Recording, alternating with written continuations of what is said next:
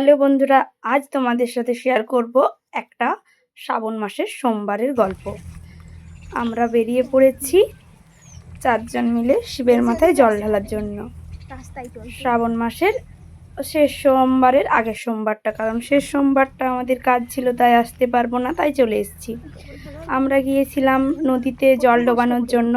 মা মহমার মন্দির থেকে একটু যেতে হয়, তো রাস্তাটা ছিল এরকম, আর চারপাশটা সবুজে সবুজ।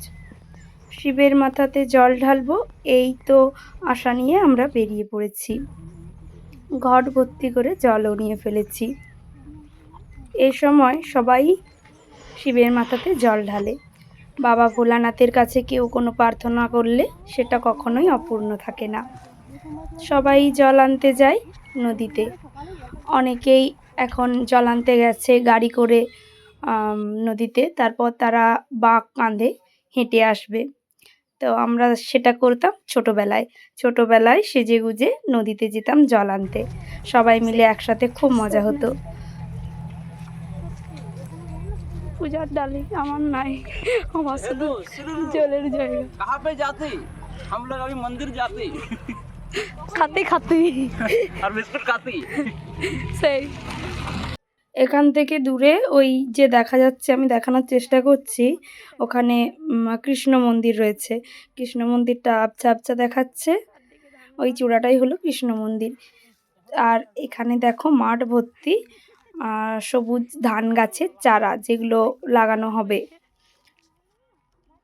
আমরা প্রায় পৌঁছে গেছি, এবার আর একটু হাঁটলেই মায়ের মন্দিরে পৌঁছে যাব। এটা হলো সেই জায়গাটা যেখানে মন্দির উদ্বোধনের সময় এখানে মেলা বসছিল, নবকুঞ্জ হয়েছিল।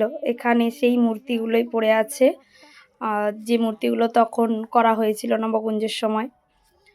এই সামনে এই স্কুলটা পেরোলেই আমরা পৌঁছে যাব। যখন অনুষ্ঠানটা হয়েছিল, নবকুঞ্জের মেলা বসছিল, তখন চারিদিকে মূর্তিগুলো কত সুন্দর ছিল। এখন বৃষ্টির জলে নষ্ট হয়ে কেমনই একটা হয়ে গেছে। যাই হোক, বলতে বলতে দেখো আমরা ইতিমধ্যে পৌঁছেও গেছি। এই দেখো সামনেই ভোলে বাবা।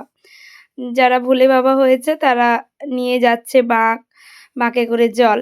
তারা হয়তো দূর থেকে নিয়ে এসছে, অনেকেই তারকেশ্বর, তারপরে গোড়াবাড়ির ড্যাম, এই সামনাসামনি যায় আর কি, সেখান থেকে নিয়ে এসে ভোলে বাবার মাথায় ঢালে। এখানে আনন্দ আর ভালোবাসা ভোলে বাবার জন্য দুটোই সমান। যাই হোক, আমাদের জল ঢালা কমপ্লিট। এখান থেকে মাকে একটু দেখাচ্ছে। তো তারপর জল ঢালা কমপ্লিট করেই খেতে শুরু করে দিয়েছি। আমার হাতে আছে তালের বড়া। এটা নিয়ে এসেছিল উষা, আমাদের সবার জন্য বানিয়ে নিয়ে এসেছিল, কিন্তু এমন দেখাচ্ছে যেমন আমি একাই খাচ্ছি, ওরা কেউ খাচ্ছে না। আমাকে একা ক্লিপ নিয়েছে এভাবেই। তারপর টুক করে একটু শ্বেতার এন্ট্রি হয়েছে, তাও দেখে খুশি হলাম। আমি বলছি ওদের সবাইকে নে, কিন্তু কাউকেই নিচ্ছে না। যাই হোক, আজ এই পর্যন্তই। টাটা, দেখা হবে নেক্সট ব্লগে।